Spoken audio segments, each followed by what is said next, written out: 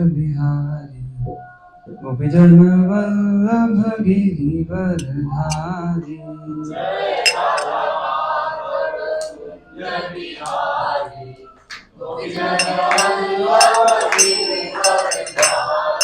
जय राधा माधव गोविंद बिहारी गोपीजन वल्लभ गिरिवरधारी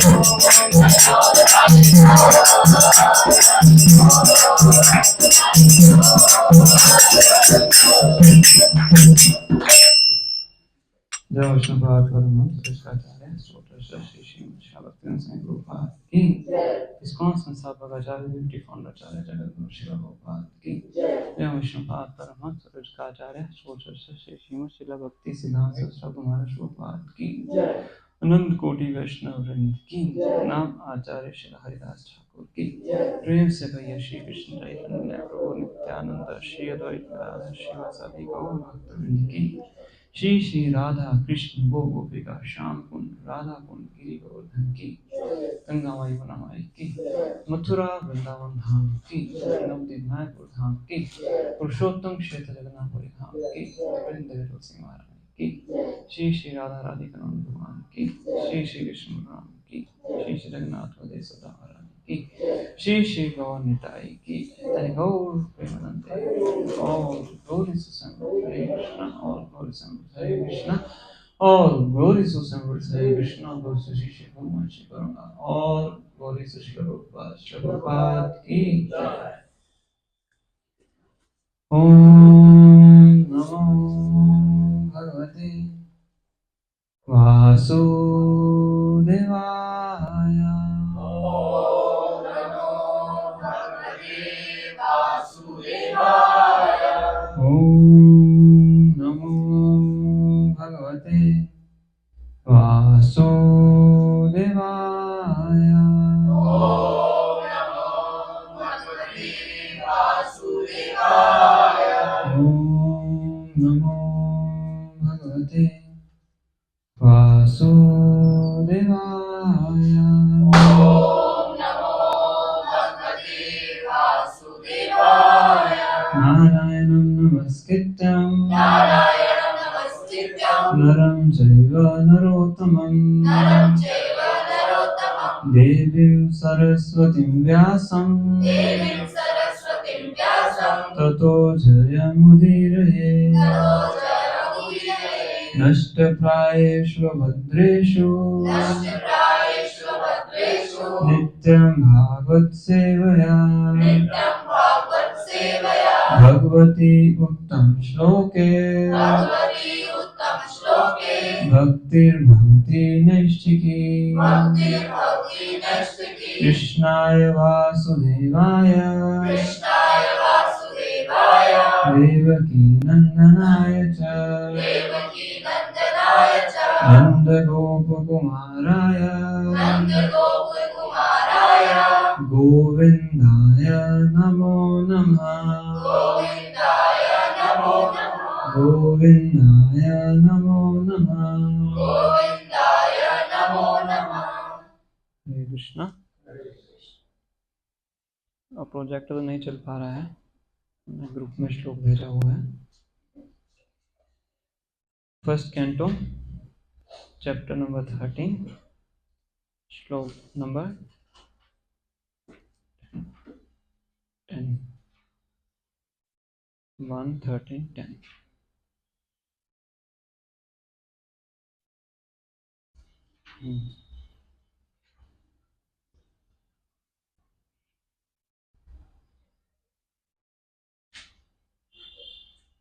तो ये जो श्लोक है ये चिला दीक्षित महाराज के द्वारा बोला गया है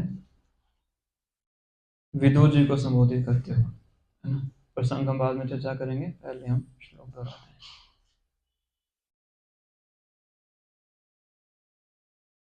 भवद्विधा भागवता तीर्थभूतः स्वयं विभो तीर्थीकुर्वन्ति तीर्थानि स्वान्तहस्तेन गदावृता। भवद्विधा भागवता तीर्थभूतः स्वयं विभो तीर्थीकुर्वन्ति तीर्थानि स्वान्तहस्तेन गदावृता। भवद्विधा भागवता तीर्थभूतः स्वयं विभो तीर्थीकुर्वन्ति तीर्थानि स्वान्तहस्तेन गदावृता। भवद्विधा भागवता भवद्विधा भागवता तीर्थभूतः तीर्थभूता स्वयं विभो तीर्थभूता स्वयं विभो तीर्थे कुर्वन्ति तीर्थानि तीर्थे कुर्वन्ति तीर्थानि स्वयन्तास्तेन गदावृता स्वान्तस्तेन गदावृता भवद्विद्या भागवता भवद्विद्या भागवता तीर्थभूता स्वयं विभो तीर्थभूता स्वयं विभो तीर्थ कुर्वन्ति तीर्थानि स्वान्तस्तेन गदावृता भवद्विद्या भागवता भवद्विद्या भागवता तीर्थभूता स्वयं विभो तीर्थभूता स्वयं विभो तीर्थि कुर्वन्ति तीर्थानि तीर्थि कुर्वन्ति तीर्थानि स्वान्तहस्तेन गदावृता स्वान्तस्तेन गदावृता भवद्विद्या भागवता भवद्विद्या भागवता तीर्थभूता स्वयं विभो तीर्थभूता स्वयं विभो कुर्वन्ति तीर्थानि तीर्थि कुर्वन्ति तीर्थानि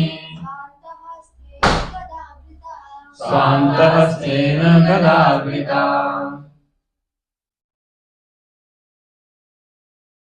शब्दार्थ अनुवादन तात्पर्य प्रभुपाद जी के द्वारा श्री प्रभुपाद की भव आप विदः जैसे भागवतः भक्त तीर्थ तीर्थ यात्रा के पवित्र स्थल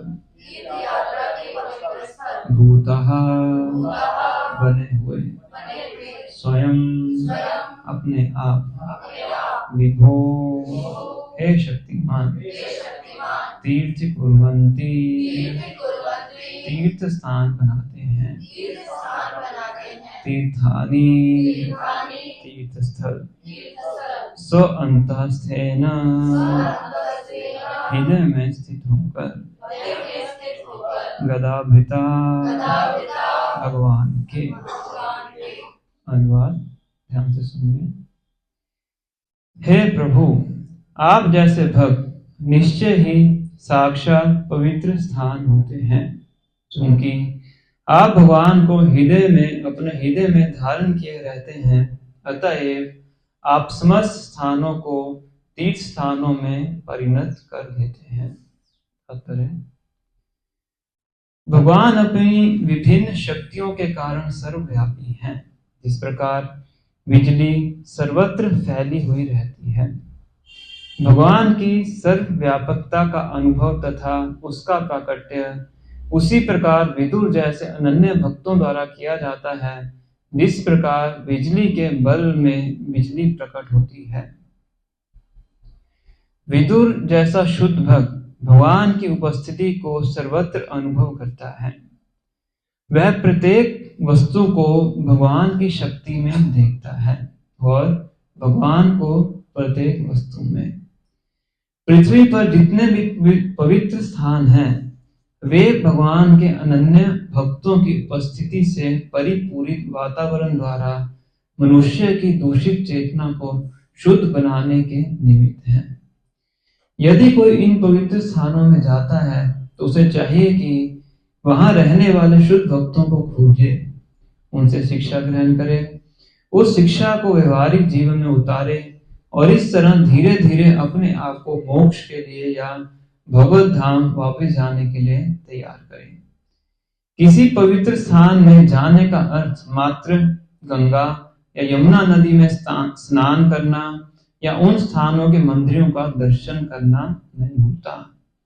उसे विदुर जैसे प्रतिनिधियों को खोजना चाहिए जिन्हें भगवान की सेवा करने के अतिरिक्त जीवन में अन्य कोई आकांक्षा नहीं होती। भगवान सदा से ऐसे शुद्ध भक्तों के साथ रहते हैं क्योंकि उनकी अनन्य सेवा सकाम कर्म या व्यर्थ चिंतन से किसी प्रकार प्रभावित नहीं होती। वे भगवान की असली सेवा में विशेष रूप से श्रवण तथा कीर्तन के माध्यम से लगे रहते हैं। शुद्ध भक्त प्राधिकारियों से श्रवण करते हैं, कीर्तन करते हैं और भगवान की महिमाओं का लेखन करते हैं। महामुनि व्यास ने नारद से सुना था और तब उन्होंने लिखकर कीर्तन किया। सुखदेव गोस्वामी ने अपने पिता से शिक्षा ग्रहण की और परीक्षित से उसका वर्णन किया। श्रीमद् भागवत की यही विधि है। इस तरह भगवान के शुद्ध भक्त अपने कार्यों से किसी भी स्थान को तीर्थ स्थल में बदल सकते हैं और तीर्थ स्थलों का नाम उन्हीं के कारण होता है। ऐसे शुद्ध भक्त किसी भी स्थान के दूषित वातावरण को शुद्ध करने में समर्थ होते हैं। तो ऐसे पवित्र स्थान की तो बात ही क्या है जो उन स्वार्थी व्यक्तियों के संदेहास्पद कार्यों द्वारा अपवित्र हो रहा है, जो ऐसे पवित्र स्थान की प्रसिद्धि की परवाह ना करते हुए अपना धंधा चलाते हैं। ओम ज्ञानतिमिरन्धस्य ज्ञानाञ्जनशलाकया चक्षुरुन्मीलितं येन तस्मै श्रीगुरवे नमः। श्रीचैतन्यमनोभीष्टं स्थापितं येन भूतले स्वयं रूपा कदा मह्यं ददाति स्वपदान्तिकम्। वन्देऽहं श्रीगुरो श्रीयुतापत्कमलं श्रीगुरुन् वैष्णवांश्च श्रीरूपं साग्रजातं सहगण रघुनाथान्वितं तं सजीवं साद्वैतं सावधूतं परिजनसहितं कृष्ण चैतन्यदेवं श्रीराधा कृष्णपादान् सहगण ललिता श्रीविशाखान्वितांश्च हे कृष्णा करुणा सिंधु दीनबंधु जगत्पते गोपेश गोपिका कांता राधा कांता नमस्तुते। गौरांगी राधे वृंदावनेश्वरी वृषभानुसुते देवी प्रणमामि हरिप्रिये। वाञ्छाकल्पतरुभ्यश्च कृपा सिन्धुभ्यैव च पतितानां पावनेभ्यो वैष्णवेभ्यो नमो नमः। जय श्री कृष्ण चैतन्य प्रभु नित्यानंद श्री अद्वैत गदाधर श्रीवासादि गौर भक्तवृंद। हरे कृष्णा कृष्णा कृष्णा हरे हरे हरे राम राम राम हरे हरे। नमो विष्णुपादाय कृष्णप्रेष्ठाय भूतले श्रीमते भक्तिवेदांत स्वामिनिधि नामिने। नमस्ते सारस्वते देवे गौरवाणी प्रचारिणे निर्विशेष शून्यवादी पाश्चात्य देशकारिणे।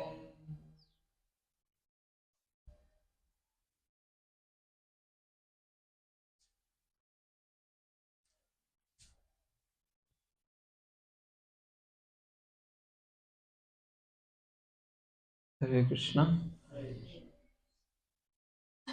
आपका पुनः स्वागत है।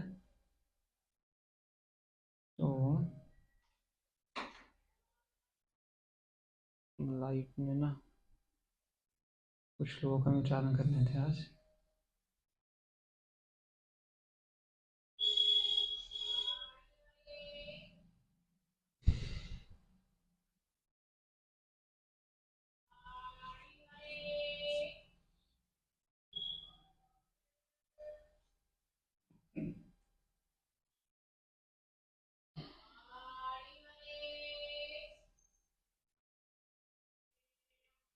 तो पहले मैं थोड़ा सा प्रसंग के बारे में बताऊंगा। विशुद्ध गोस्वामी शौनकादि ऋषियों को महाराज परीक्षित के जन्म का वर्णन कर रहे थे। फिर जन्म का वर्णन करने के बाद किस प्रकार से परीक्षित महाराज बड़े होते हैं और फिर युधिष्ठिर महाराज के राज्य का वर्णन किया उन्होंने। फिर युधिष्ठिर महाराज जब यज्ञ करते हैं उसका वर्णन किया, जिसकी चर्चा लास्ट क्लास में की थी। और उसी प्रसंग को आगे बढ़ाते हुए अब यहाँ पे सुत गोस्वामी वर्णन कर रहे हैं। इस अध्याय का नाम है धृतराष्ट्र क्विट्स होम। कोई बात नहीं। इस चैप्टर का नाम है धृतराष्ट्र क्विट्स होम। धृतराष्ट्र अपने घर को छोड़ते हैं।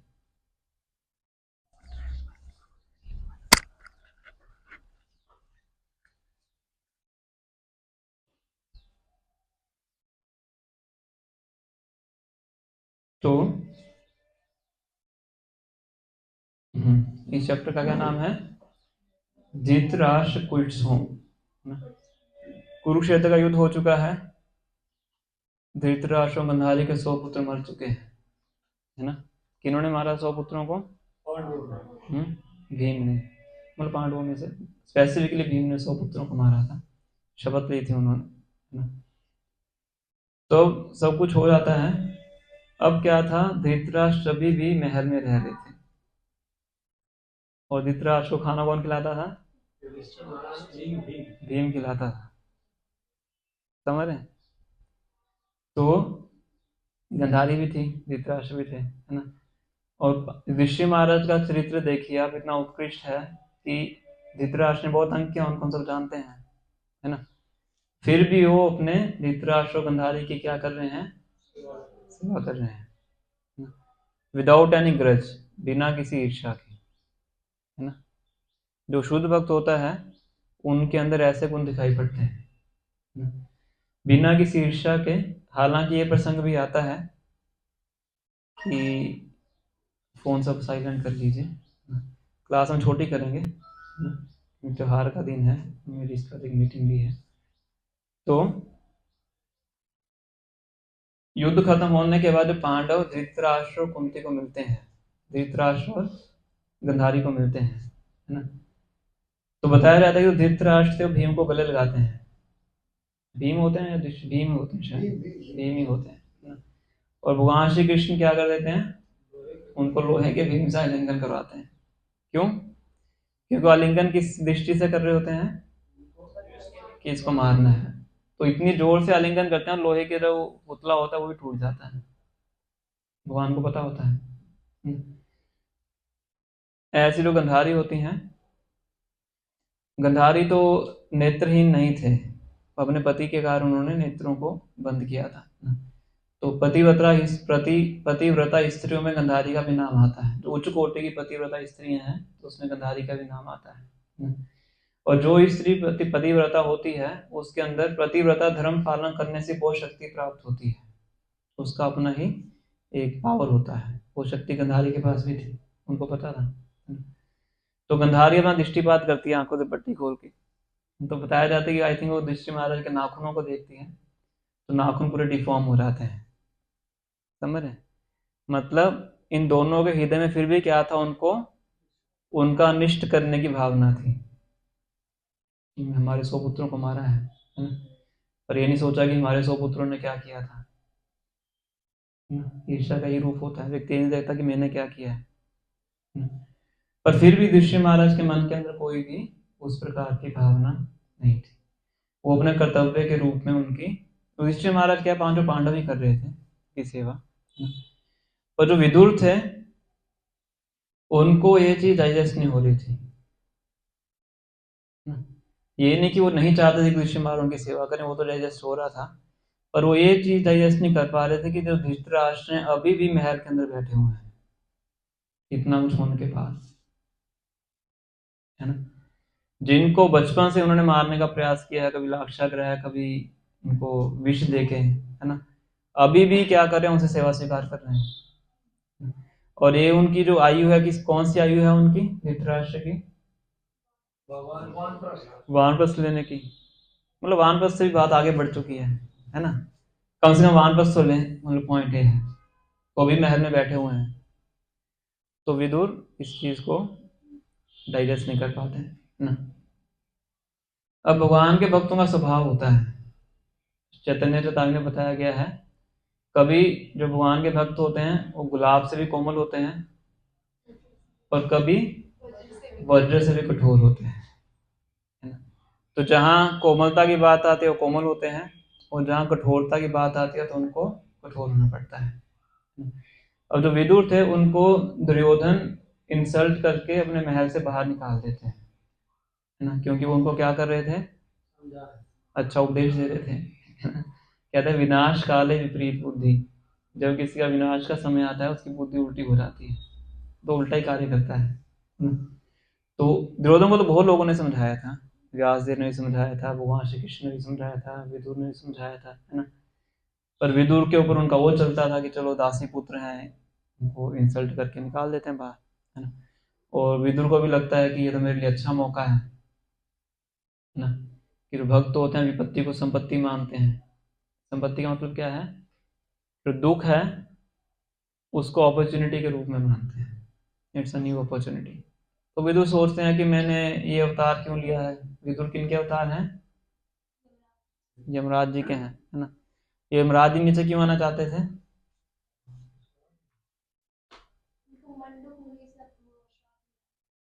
श्राप तो माध्यम है, यमराज भी शुद्ध भक्त है, महाजन है ना। तो यमराज जी की इच्छा थी कि इतना टाइम हो गया मैनेजमेंट करते हुए ना, उनकी सेवा क्या है यमराज जी की? दंड देना। एक तो महाजन है, शुद्ध भक्त है, और सेवा क्या है? पापियों को दंड देना, है ना। तो इतना दंड दे दे के क्या हो गया, पूरा मतलब बोर हो गए, है ना। भक्ति की भावना करना बड़ा मुश्किल हो जाता। तो यमराज जी की था थोड़ा इच्छा थी कि थोड़ा सा टाइम रिटायरमेंट लेके मैं आराम से भगवान की भक्ति करूं, ये भी उनकी इच्छा थी, है ना। तो इसलिए वो नीचे आए थे, और जिस टाइम वो नीचे थे उस टाइम पे कोई और थे जो कि यमराज जी की पोजीशन को हैंडल कर रहे हैं। शायद आर्यमा थे, शायद आर्यमा थे, है ना। तो वो यमराज जी की पोस्ट को हैंडल कर रहे थे।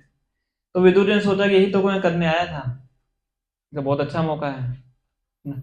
तो वो अपना सब धनुष्यबाण छोड़ देते हैं, मतलब कि अब क्षत्रिय हैं, मतलब ये सब कार्य नहीं करना है, अब मैं जाके क्या करूंगा, साधु संग करूंगा। तो अपना राजपाट छोड़ के, राजपाट तो क्या दासी पुत्र होते हैं, राज्य को छोड़ के जाते हैं, तीर्थ स्थानों का भ्रमण करते हैं। तीर्थ स्थानों का भ्रमण करते करते उनकी भेंट होती है मैत्रेय मुनि से, जो प्रसंग भी चल रहा है ना, कि तीर्थ स्थानों में जाके क्या करना चाहिए, शुद्ध भक्तों का संग प्राप्त करना चाहिए। तीर्थ स्थानों पे जाने का उद्देश्य केवल डुबकी लगाना और दर्शन करना नहीं होता है। तो विदुर जाते हैं, वहां पे मैत्रेय मुनि से उनकी भेंट होती है, और मैत्रेय मुनि से बहुत लंबे समय तक श्रवण करते हैं। जिन्होंने भागवतम पढ़ा है या पढ़ रहे हैं उनको पता होगा, 3rd कैंटो और 4th कैंटो, है ना, उसके अंदर विदुर और मैत्रेय का ही संवाद है, मोस्टली 3rd कैंटो के अंदर बहुत बड़ा संवाद है। कपिल मुनि का भी उपदेश उसी के अंदर आता है, और भी बहुत चीजें आती हैं। तो इस प्रकार से मैत्रेय ऋषि से बहुत अच्छे से उनका अपना श्रवण करते हैं। श्रवण करने के बाद आई थिंक बीच में उनकी भेंट उद्धव से भी होती है ना, और फिर उनको पता लगता है कि कुरुक्षेत्र का युद्ध भी हो चुका है ना। और विदुर जी को यह भी पता होता है कि भगवान श्री कृष्ण इस धाम को छोड़ के चले गए, विदुर जी को पता होता है। पर अभी जब विदुर जी मिल रहे हैं ऋषि महाराज से, तो ऋषि महाराज को बताते नहीं है। अभी हम जो पूरा चैप्टर है इसमें जो डिस्कशन चलेगी ऋषि महाराज और विदुर जी की, उसमें विदुर जी ऋषि महाराज को यह नहीं बताएंगे कि भगवान श्री कृष्ण कहाँ चले गए, अपने धाम वापस जा चुके हैं, है ना। क्योंकि बुरी खबर देने के लिए ज्यादा उत्सुक नहीं होना चाहिए। संदेश है विदुर जी के चरित्र से, संदेश है कि बुरी खबर अपने आप मिल जाती है, बताने की आवश्यकता नहीं है ना। तो इसे जितना डिले हो सके उतना डिले करना चाहिए, पॉइंट ये है। तो इतना बड़ा डिस्कशन होगा पूरे चैप्टर में, आप देखिएगा विदुर जी मेंशन भी नहीं करेंगे भगवान श्री कृष्ण के बारे में। फिर बाद में जब अर्जुन द्वारका से लौटेंगे, फिर वो जब इससे next chapter, I think next chapter वही है, हाँ इससे नेक्स्ट चैप्टर वही है 14 चैप्टर। तो उससे नेक्स्ट चैप्टर है पांडवास रिटायर टाइम, पांडवों ने संन्यास ले लिया। तो इस प्रकार से विदुर जी का युधिष्ठिर महाराज से भेंट होती है, और युधिष्ठिर महाराज उनका बहुत गुणगान करते हैं। सभी वंश के जो बचे हुए लोग होते हैं उनसे मिलते हैं, उनको बहुत अच्छे से बिठाते हैं, उनका सम्मान करते हैं। युधिष्ठिर महाराज बहुत प्रसन्न होते हैं कि युधिष्ठिर महाराज के हितैषी थे विदुर जी, है ना। और बहुत बुद्धिमान इनको माना जाता था पूरे राजपाट के अंदर, खास करके एडवाइस देने के लिए। यदुओं में कौन थे एडवाइस देने वाले? एडवाइजर उद्धव जी थे, और यहाँ पे कौन थे? विदुर जी थे, है ना। विदुर जी ने जब पांडव जा रहे थे जंगल में, वन में जा रहे थे लाक्षागृह में, बस एक प्रश्न पूछ के युधिष्ठिर महाराज को इंकित कर दिया था कि वहां पे आग लगने वाली है, सिर्फ एक प्रश्न पूछ के, इतने इतने बुद्धिमान थे। तो अब जब वापिस आते हैं तो सभी उनका बहुत सम्मान करते हैं।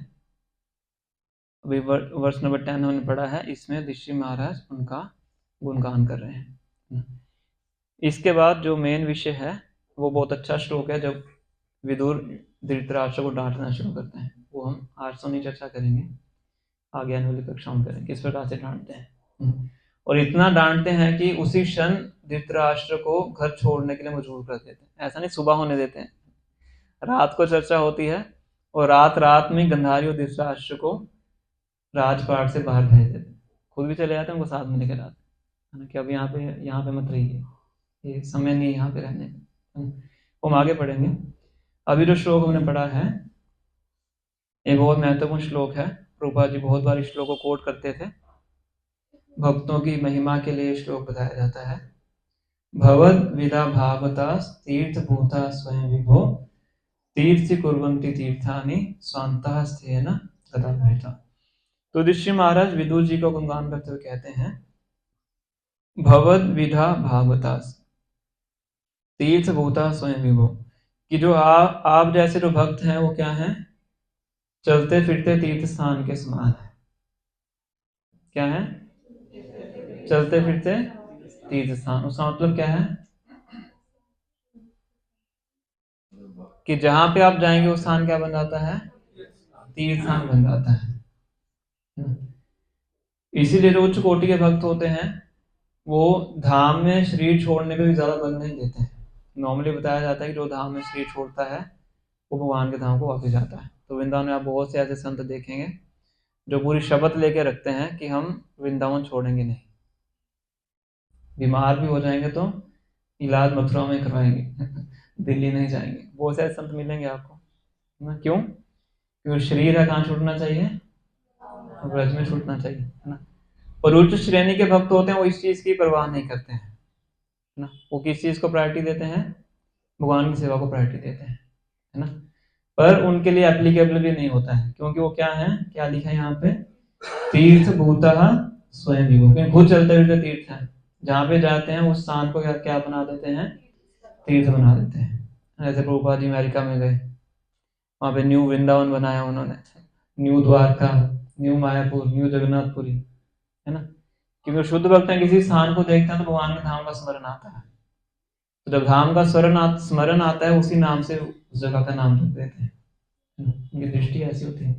यहाँ पे प्रभुपाद तात्पर्य में लिख रहे हैं, शुद्ध भक्त क्या है, हर जगह भगवान की उपस्थिति का अनुभव करते हैं। तीर्थ भूता स्वयं भू, कि आप क्या है, आप चलते हुए तीर्थ हैं। क्यों है चलते हुए तीर्थ? स्व अंत स्थेना गदावृता, गद के जो बड़े भाई हैं कौन, भगवान श्री कृष्ण।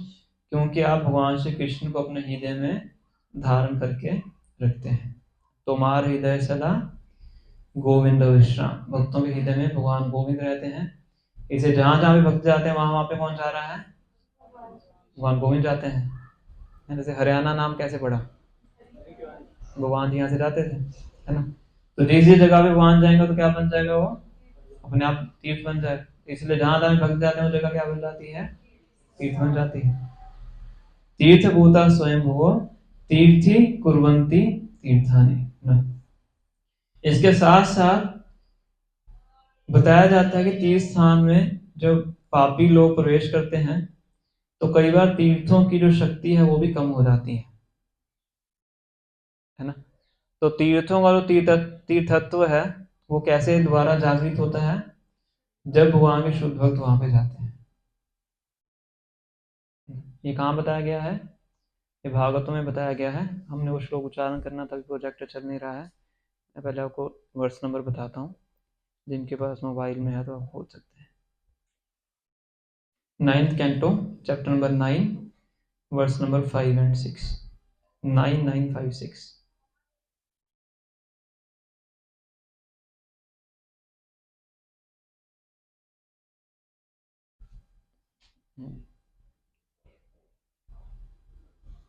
कितने भक्तों ने खोल लिया है?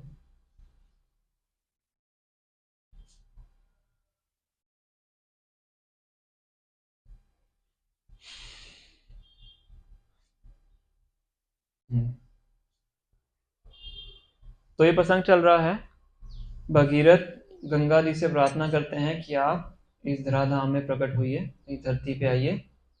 क्योंकि सगर महाराज के 60,000 पुत्र थे जो भी शापित होके इनकी मृत्यु हो गई थी, है ना, तो उनको पुनः उनका आगे की डेस्टिनेशन में पहुंचाना था, तो इसलिए गंगा जी को आह्वान कर रहे थे।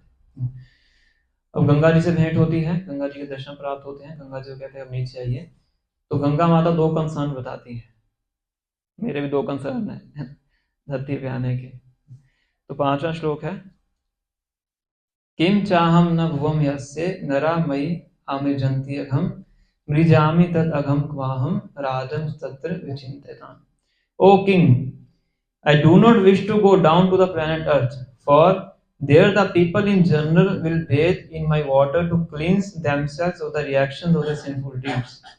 When all these sinful reactions accumulate in me, how shall I become free from them? You must consider this very carefully. पहला कथन तो बताते हैं कि जब मैं आऊंगी तो बहुत वेग से नीचे गिरूंगी, तो कौन उस प्रेशर को बियर करेगा। पहला कथन तो इससे पहले वाले श्लोक में था। दूसरा कथन ये है, क्या कंसर्न है उनका, कि जब मैं धरती पे आऊंगी तो बहुत से लोग मेरे अंदर आके स्नान करेंगे अपने पापों से मुक्त होने के लिए, जो कि आज भी होता है ना। इसी कारण जाते हैं लोग, सभी इसी कारण से जाते हैं डुबकी लगाने गंगा में अपने पापों से मुक्त होने के लिए। When all these sinful reactions accumulate in me, जब ये सारे पाप मेरे अंदर इकट्ठे हो जाएंगे, मैं पापों से कैसे मुक्ति प्राप्त करूंगी,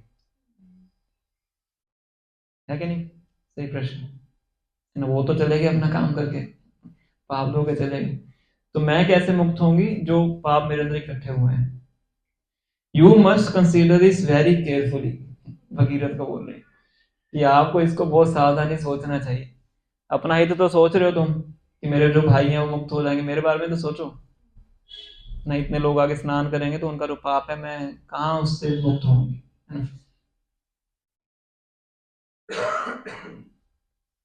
अच्छा प्रश्न है कि नहीं, है ना? नहीं तो छठे श्लोक में भगीरथ इसका उत्तर देते हैं। नेक्स्ट वर्स, श्री भगीरथ उवाच साधो न्यासिना शांता ब्रह्मिष्ठा लोकपावनः हरन्ति अगम्य अंगसंगा तेषु आस्ते अगविद्धरि। ध्यान से सुनिए। Those who are saintly because of devotional service, जो कि भक्ति कारण क्या है, साधु हैं, and are therefore in the renounced order, इसलिए त्यागी जीवन जी रहे हैं, क्यों? भक्ति के कारण। फ्री फ्रॉम मटेरियल डिजायर्स, भौतिक इच्छाओं से मुक्त है, and who are pure devotees, जो कि शुद्ध भक्त हैं, expert in following the regulatory principles mentioned in the Vedas, शास्त्रों में दिए गए जो नियम है उनको पालन करने में पटु है, 4 नियमों का पालन करते हैं, एंड आर ऑलवेज ग्लोरियस, जो हमेशा महिमाशील है, एंड प्योर इन बिहेवियर, अपने आचरण में शुद्ध है, and are able to deliver all the fallen souls, जो पापी जीव उनको मुक्त करने में सक्षम है। ये सारी क्वालिफिकेशन बताई है। क्या क्या क्वालिफिकेशन है?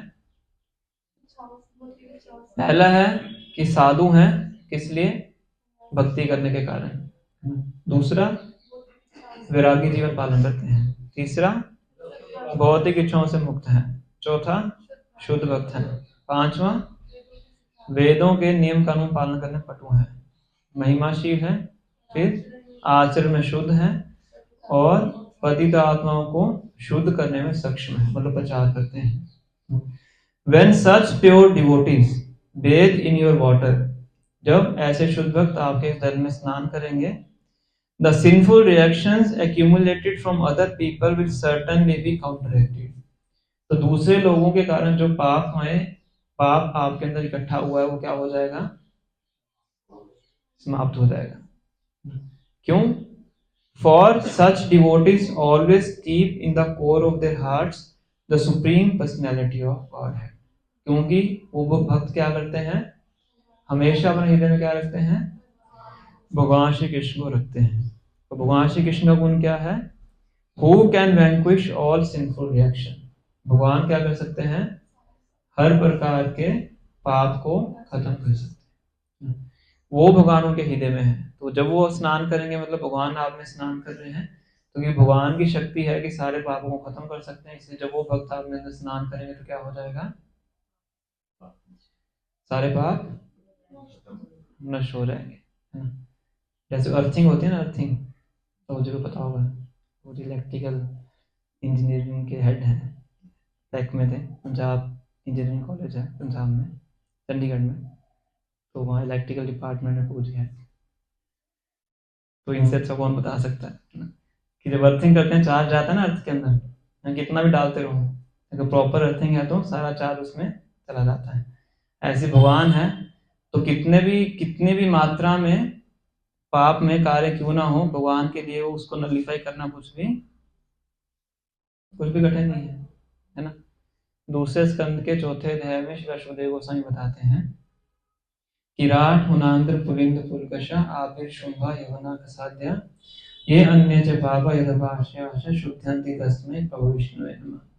तो इसमें वो अलग अलग पाप योनियों का वर्णन कर रहे हैं, किराट, हुन, आंध्र, पुलिन, पुलकशा, ये सब क्या है, सिंफुल रेसेस हैं। इनके प्रभुपाद इंग्लिश में नाम ही बताते हैं, जगहों के नाम, कौन कौन सी जगहों को इंकित करते हैं। ये अन्य च पाप यद आशय, और भी जितनी पाप योनियां हैं, अगर वो भगवान के शुद्ध भक्तों में शरण ग्रहण करती हैं तो क्या हो जाता है, शुद्ध अंति तस्मै प्रभु विष्णु नमः। उनका क्या हो जाता है, जितने पाप किए हैं पहले सब क्या हो जाते हैं, शुद्ध हो जाते हैं, केवल भगवान की शरण लेने मात्र से। तो भगवान के अंदर शक्ति है, जगाई और मधाई का केस हम सब जानते हैं, है ना। तो भगवान सब एक क्षण के अंदर सारे पाप क्या कर देते हैं, क्षमा कर देते हैं। अब उन भगवान को जो हृदय में धारण करके चलते हैं तो उनके अंदर वही पोटेंसी होती है जो भगवान की पोटेंसी होती है। तो वो भक्त जब गंगा में स्नान करेंगे, भगीरथ जी बोल रहे हैं, तो आपको चिंता करने की आवश्यकता नहीं है। तो आपके अंदर जो भी पाप इकट्ठा हुआ है तो उनके स्नान करने से क्या हो जाएगा, वो काउंटरएक्टेड, खत्म हो जाएगा, है ना।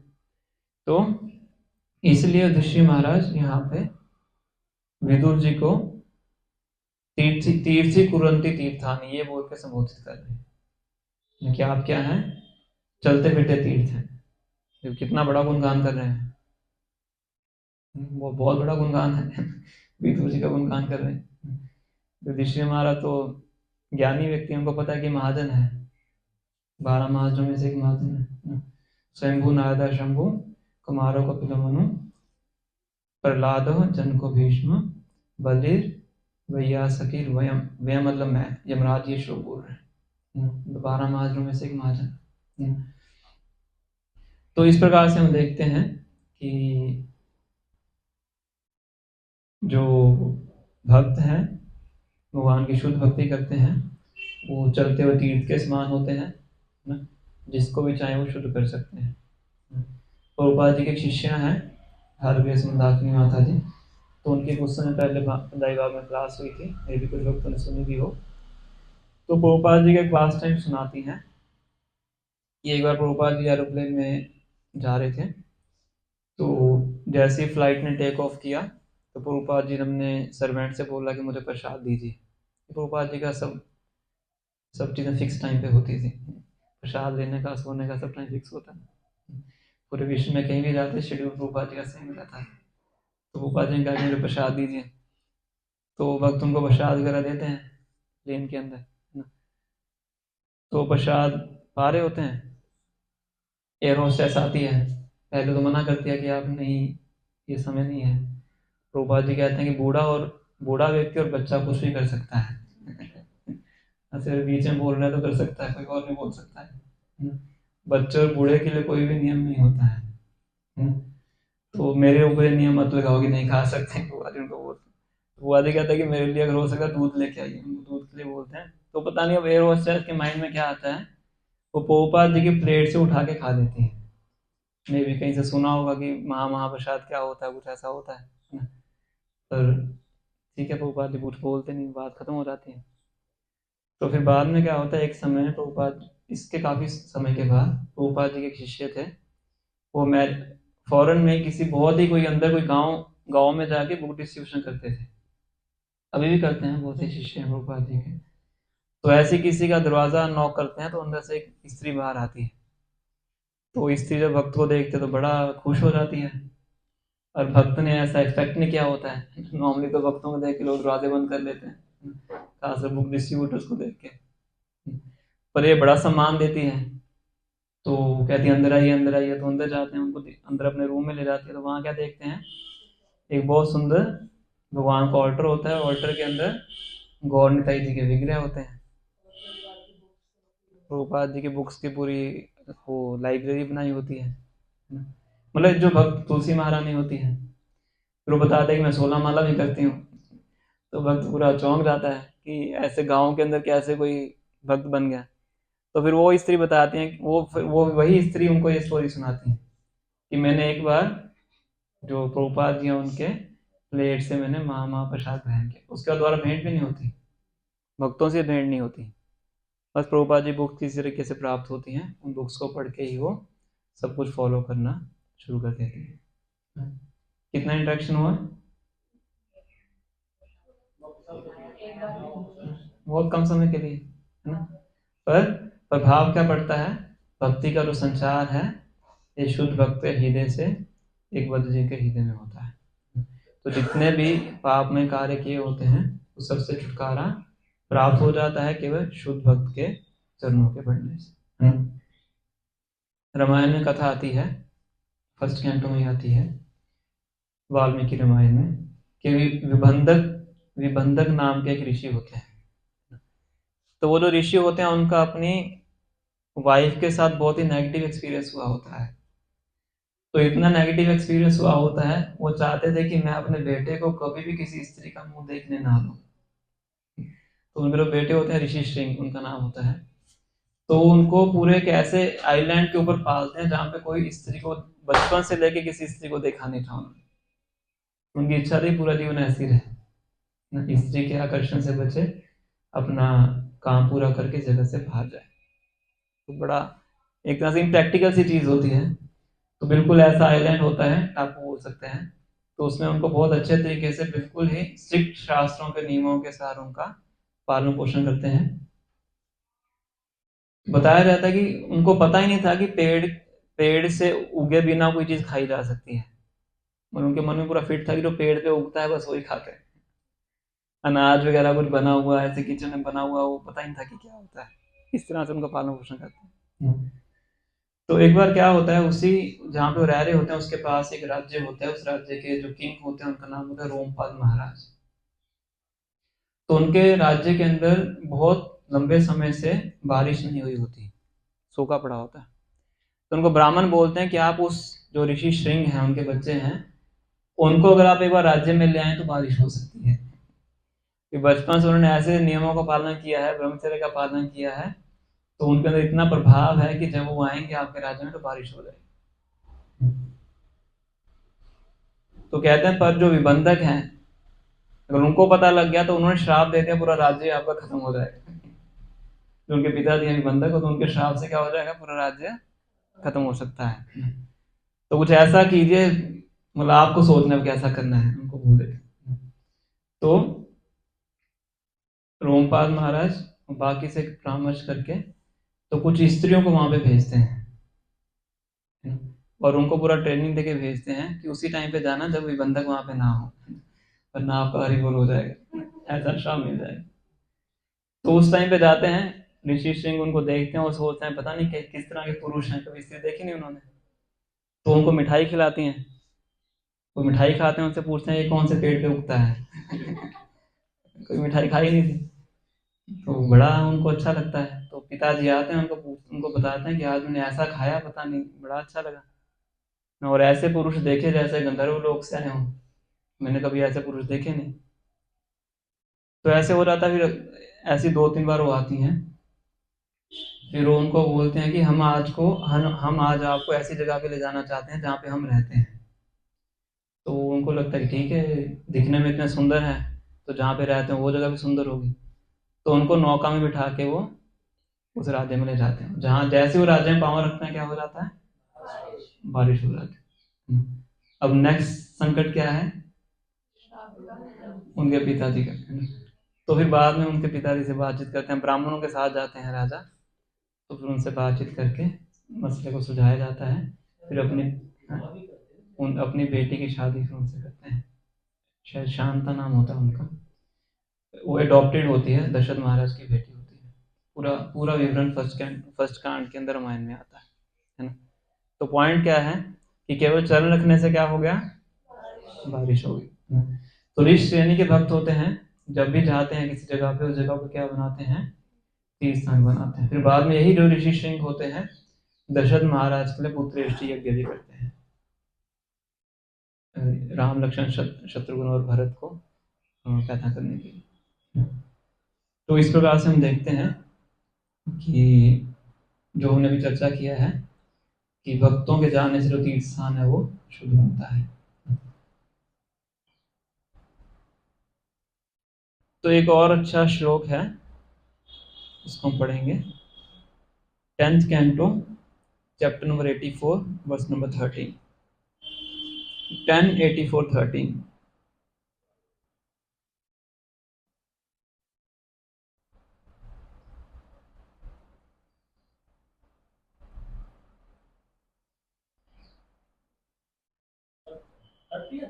One three.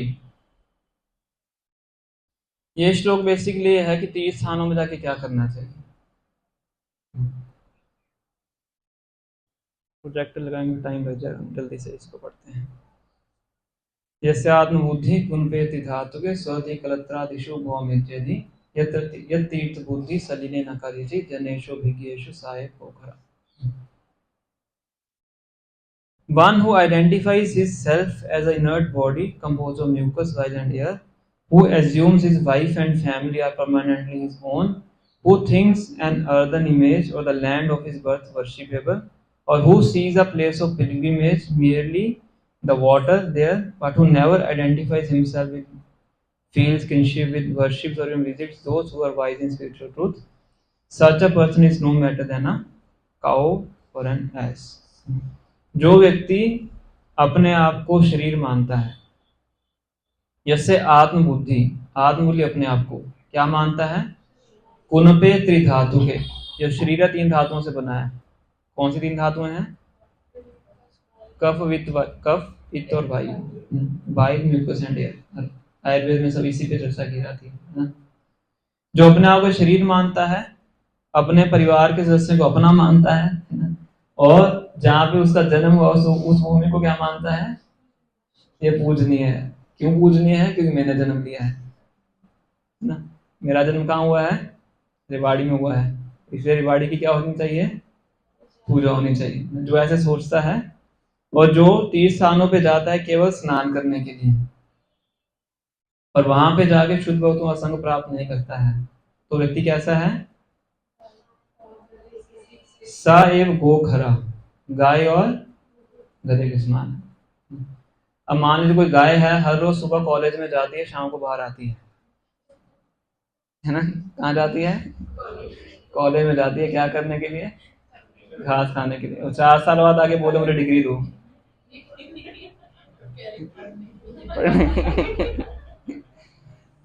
समझ रहे हैं, यहाँ पे दृष्टांत क्यों दिया है गाय और गधे का, है ना। तो गाय सुबह जाएगी 8 बजे कॉलेज में और 5 बजे बाहर आएगी, है ना, क्या करके, घास खा के। और 4 साल बाद क्या बोलेगी, मुझे इंजीनियरिंग की डिग्री दो, है ना। इसी प्रकार से जो तीर्थ स्थान में जाता है केवल नहाने के लिए और दर्शन करने के लिए, और वहां पे जो भक्त हैं उनसे सुनता नहीं है, श्रवण नहीं करता है, यह तो तीर्थ बुद्धि सलीले न करे चीज, है ना। जिसकी बुद्धि ऐसी है तो उसको भागवत के अनुसार क्या बोला गया है, गो और खरा, है ना। पॉइंट क्या है कि तीर्थ स्थानों पर जाके क्या करना चाहिए, भगवान के शुद्ध भक्तों से श्रवण करना चाहिए, भगवान के बारे में सुनना चाहिए, उससे हमारा शुद्धिकरण होता है। अदरवाइज तीर्थ स्थान पे जाने का पूर्ण लाभ प्राप्त नहीं होता है। अदरवाइज क्या हो जाता है, एक रिचुअल पूरा हो जाता है। भारत के अंदर रिचुअल पे बहुत महत्वता दी जाती है ना। रिचुअल समझते हैं, अनुष्ठान। जैसे होता है ना, हमारे यहाँ पे अभिषेक होता है, तो अभिषेक के लिए बहुत से भक्त आते हैं, है ना, क्योंकि उस रिचुअल को बड़ा मानते हैं। पर क्लास के लिए बुलाया जाए या 64 माला के लिए अनाउंसमेंट की जाए, है ना, जैसे एक बार क्या होता है, श्रीला गौर किशोरदास बाबा जी महाराज पूरे ब्रज में नवद्वीप में खबर पहुंचाते हैं कि आज सभी आइए, मैं सबको फीस दूंगा। शायद जगन्नाथ दास बाबा जी महाराज होते हैं, शायद गौर किशोरदास बाबा जी महाराज होते हैं। सब सोचते हैं बाबा जी महाराज कैसे फीस देंगे, है ना, वो उनके पास तो कुछ है नहीं, वो सभी चलते हैं। तो बहुत से लोग इकट्ठे हो जाते हैं, तो सबको कहते हैं अपना बीड बैग निकालिए, हम सब बैठ के 64 माला करेंगे। ये फीस है, समझ रहे? तो 64 माला के लिए बुलाया जाए तो बहुत गिने चुने भक्त आएंगे, है ना। और अभिषेक के लिए बुलाया जाए तो बहुत आएंगे, है ना। लड़ाई भी करेंगे, है ना, हमें जान दीजिए, मैं जान दीजिए। क्यों? क्योंकि हमारा फोकस रिचुअल पे ज्यादा है, उसके पीछे जो सब्सटेंस है उससे फोकस ज्यादा नहीं है। Substance and shadow. स्पिरिचुअल में से स्पिरिट निकाल दीजिए, क्या बन जाएगा? रिचुअल बनेगा, है ना। भक्ति के अंदर हम स्पिरिचुअल एक्टिविटीज करते हैं, उसके अंदर जो मेन चीज है उस सब्सटेंस को निकाल दीजिए, क्या बन जाएगा? वो रिचुअल बन जाएगा। हरे कृष्णा हरे कृष्णा कृष्ण हरे हरे, 16 माला कर लो, खत्म, रिचुअल बन गया। उसके अंदर से जो आत्मा है चली गई है, क्यों उच्चारण करना है, किस लिए उच्चारण करना है, कैसे उच्चारण करना है, बस एक नियम पूरा करना है। ऐसी हर भक्ति की विधि को हम रिचुअल बना देते हैं, अगर उसके अंदर से क्या चला गया? सब्सटेंस चला गया है। तो जो इस प्रकार से तीर्थ भ्रमण करता है भागवतम के साथ, उनको क्या बोला गया है? गाय और गधा बोला गया है। कई बार भागवतम बहुत कठोर शब्द यूज करती है। भागवतम अगर आप देखोगे 4 पशु बहुत मशहूर है भागवतम में, है ना? कौन सा? गाय, गधा, कुत्ता और ऊंट, है ना। ये 4 आपको बहुत बार दिखेंगे, स्पेशल पशु हैं। इनका रेफरेंस क्यों दिया जाता है? कई बार बहुत क्रूड एग्जांपल, क्रूड रेफरेंस दिया जाता है ये करने के लिए किसको मत कीजिए। उसके भी उद्देश्य क्या होता है? किसको मत कीजिए। कठोर शब्द यूज करने का पर्पस क्या होता है? किसको नहीं करना है ना। अभी हम अगली क्लास में, फिर उससे अगली क्लास में जब विदुर जी के वर्ड सुनेंगे धृतराष्ट्र को, तो बहुत कठोर वर्ड्स बोलेंगे, उनको कुत्ता ही बोलेंगे सीधा। अहो महीयसी जंतु जीवित आशा यथा भगवान भीम आपर्जितम पिंडम यद आदते गृहपाल। गृहपालवत मतलब घर में पाला हुआ कुत्ता, ऐसा बोल रहा हूँ कि उसके समान जी रहे हो। तो कठोर शब्द क्यों इस्तेमाल कर रहे हैं? कोई राजा के लिए, ताकि ऐसा मत करो, उद्देश्य वो है ना। और कई बार व्यक्ति इतना गहराई में चला जाता है, उसको ऊपर उठाने के लिए जब तक उसको 250 वोल्ट का झटका ना दिया जाए वो ऊपर नहीं आता है। इसलिए कई बार साधु लोग भी ऐसे वर्ड इस्तेमाल करते हैं। तो भागवत में कई जगह पे आपको ऐसे वर्ड मिलेंगे। सुखदेव गोस्वामी भी आगे इन वर्ड्स का इस्तेमाल करें। तो पॉइंट ये है कि 30 स्थानों में जाना चाहिए, किस लिए? मुख्य कार्य होना चाहिए वहां पे बैठ के सुनना। ऐसा नहीं है कि दर्शन करने में मनाही है, ऐसा नहीं है कि स्नान करने में मनाही है। हम तो खुद जाके स्नान करवाते हैं, हम सब यात्राओं में जाते हैं, गंगा स्नान करते हैं। मायापुर गए थे तो 2-3 बार गंगा स्नान किया था हमने, है ना। ऐसा नहीं है स्नान करने में दिक्कत है, ऐसा नहीं है दर्शन करने में दिक्कत है, पर मुख्य कार्य मुख्य होना चाहिए, पॉइंट ये है ना। फिर लास्ट श्लोक है, उसको पढ़ के हम यही समाप्त करेंगे। 4th कैंटो, चैप्टर नंबर 22, श्लोक नंबर 10, 4:22-10।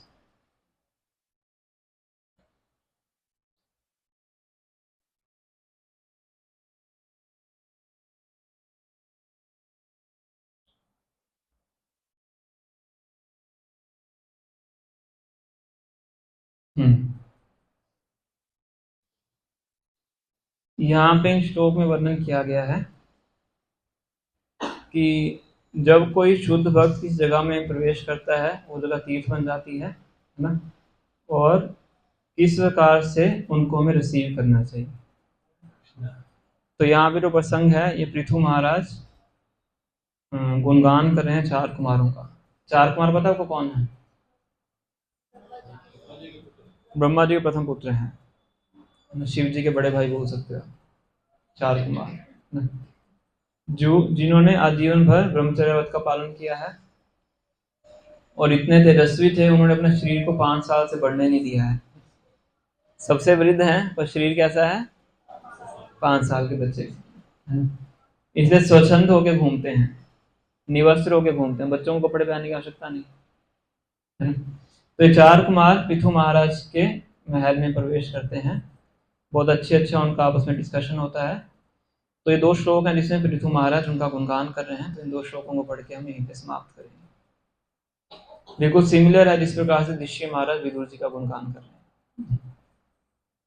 अधना अपि ते धन्या साधु गृह मेधिना यद गृहा हि वरयाम्बु त्रिन भूमि ईश्वर आवृह। A person who is not very rich and is attached to family life becomes highly glorified when saintly persons are present in his home. The master and the servants who are engaged in offering the exalted visitors water, sitting place, and paraphernalia for reception are glorified, and the home itself is also glorified. तो पृथु महाराज यहाँ पे अपने आप को एक बहुत नीचे स्थान पे रख के गुणगान कर रहे हैं ना। तो क्या कह रहे हैं? A person who is not very rich, तो राजा हैं, तो नॉट वेरी रिच कहने का मतलब क्या है? जो आध्यात्मिक ज्ञान में रिच नहीं है, आध्यात्मिक ज्ञान में उन्नत नहीं, और जो अपने परिवार से आसक्त हैं। तो बेसिकली 2 डिस्क्वालिफिकेशंस का वर्णन कर रहे हैं अपने अपने लिए, कि मैं आध्यात्मिक ज्ञान में उन्नत भी नहीं हूँ और मैं फैमिली से अटैच हूँ। यहाँ पे गृह मेधी वर्ड यूज किया गया। गृह मेधी मतलब परिवार से आसक्त है। तो वो व्यक्ति बहुत महिमावान हो जाता है जब उसके घर में कौन आता है? सेंटली पर्सन, यहाँ पे लिखा है, 4 कुमारों को बोल रहे हैं, है ना?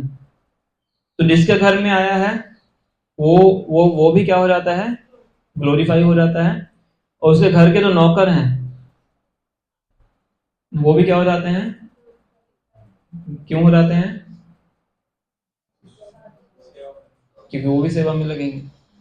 देखो नौकरों का नाम भी लिया है, द मास्टर एंड सर्वेंट्स, है ना? और जो घर है वो भी क्या हो जाता है? ग्लोरीफाई हो जाता है, क्योंकि उनके रिसेप्शन के लिए यूज किया गया।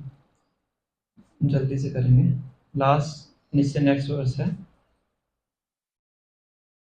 On the contrary, even though full of all opulence and material prosperity, any householder's house where the devotees are never allowed to come in and where there is no water for washing their feet is to be considered a tree in which all venomous servants flee. इसके विपरीत जिस जगह पे, जिस घर में जो साधु लोग हैं उनको आने की अनुमति नहीं है, तो वो घर कैसा है? उस पेड़ के समान है जहां पे जहरीले सांप रहते हैं। फिर बहुत कठोर बोला है।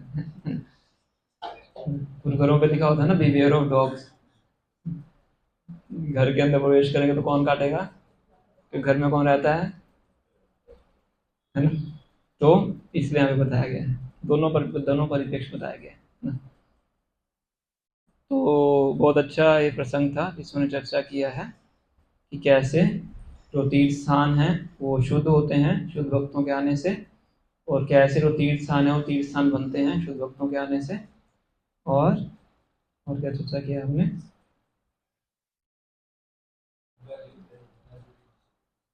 तीर्थ स्थान में किस मानसिकता से प्रवेश करना चाहिए और शुद्ध भक्तों की क्या महिमा होती है। और भी था पर अभी समय कम है हमारे पास, तो फिर हम यहीं पे स्टॉप करेंगे। हर फेस्टिवल भी है। शिष्यादाधिकर्मण भगवान की